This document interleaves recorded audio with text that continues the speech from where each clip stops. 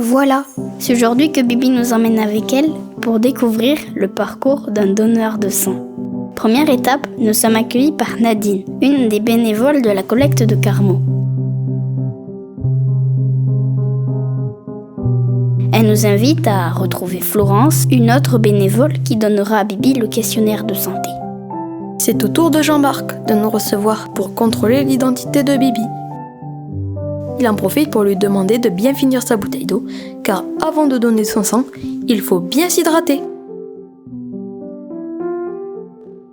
Deuxième étape, c'est Francis, le médecin, qui veut recevoir Bibi.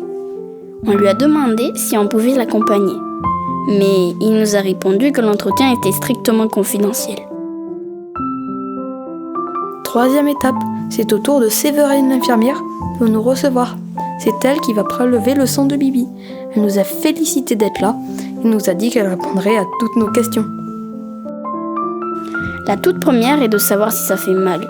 Mais Bibi nous a tout de suite rassurés en nous disant que la douleur ne durerait que 3 secondes. Le temps de la piqûre.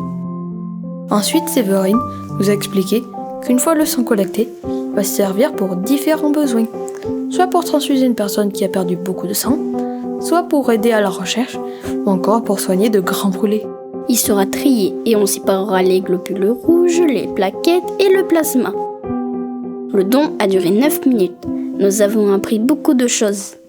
Et nous sommes fiers d'avoir pu voir comment ça se passe. Après toutes ces émotions, c'est le moment de la collation. Pendant qu'on grignotait, Bibi nous a rappelé que pour être donneur, il fallait être majeur, peser au moins 50 kg et être en bonne santé.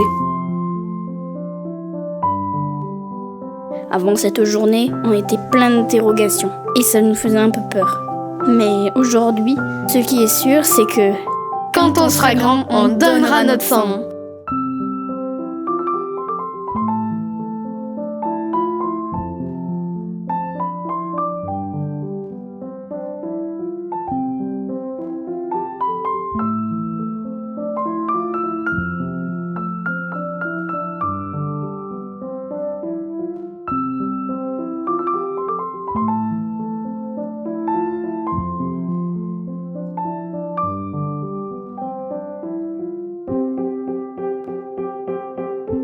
Et ça va sauver 3 personnes différentes.